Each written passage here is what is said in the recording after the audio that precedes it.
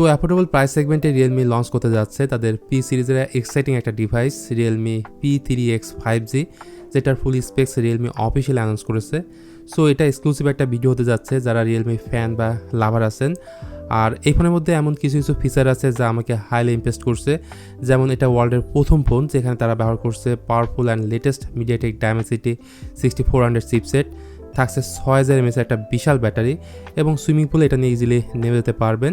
মানে এই ফোনে IP68 অ্যান্ড IP69 এর রেটিং থাকছে। শুরুতেই ডিজাইন অ্যান্ড বিল্ড কোয়ালিটি নিয়ে বললে তিনটা ভিন্ন ভিন্ন কালারের সাথে এই ফোনটা দেখতে পাবেন, মিডনাইট ব্লু, লুনা সিলভার এবং স্টেলার পিঙ্ক।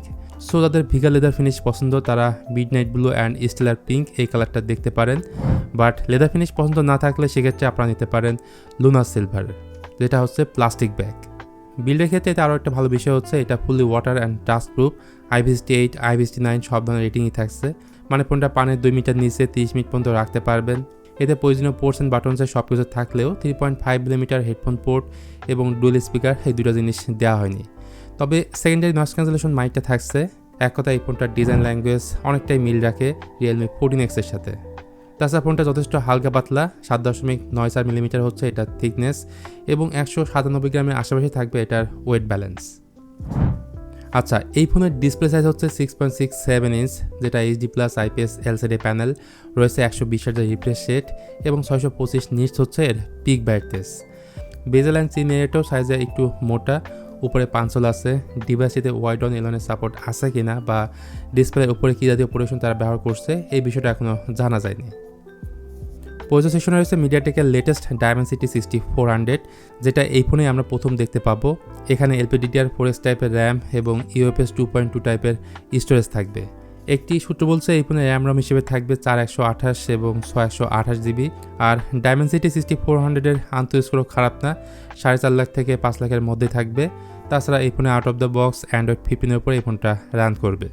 এবং রিয়েলমি বলছে 2 বছরের অ্যান্ড্রয়েড আপডেট দিবে, অর্থাৎ অ্যান্ড্রয়েড 16 অ্যান্ড 17 আপডেটটা আপনার এই ফোনটাতে পাওয়া যাবে। ক্যামেরা সেশনে আসলে এখানে কোনো মেজর কোনো পরিবর্তনটা আনা হয়নি। ইয়ারে 3টা ক্যামেরা মডিউল থাকলেও মূলত 2টা ক্যামেরা ও একটি ডামি আছে। মেন ক্যামেরাটা 50 মেগাপিক্সেল এবং একটা EI লেন্স আছে, আর ফ্রন্ট ফেসিং ক্যামেরাটা 8 মেগাপিক্সেলের। এমনিতে সামনে পেছনে বোথ ক্যামেরাতে 1080p 30fps এ ভিডিও শ্যুট করা যাবে।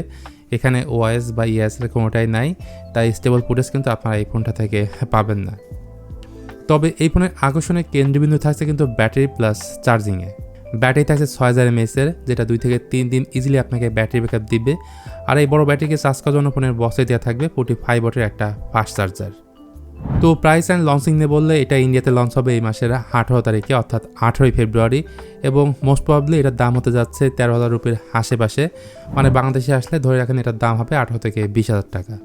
সো এই দাম দিয়ে কেউ কিনবে বলে আমার মনে হয় না, কারণ এটার ডিসপ্লেটা হলো HD+, এর ক্যামেরাটা খুব একটা বেটার না। তো রিয়েলমি P3x 5G ফোনের ব্যাপারে এই ছিল এক্সক্লুসিভ একটা ভিডিও। কেমন লাগলো অবশ্যই জানাতে পারেন কমেন্ট করে। আর ভিডিওটি ভালো লাগলে please hit the like button, share করতে পারেন আপনার বন্ধুদের সঙ্গে।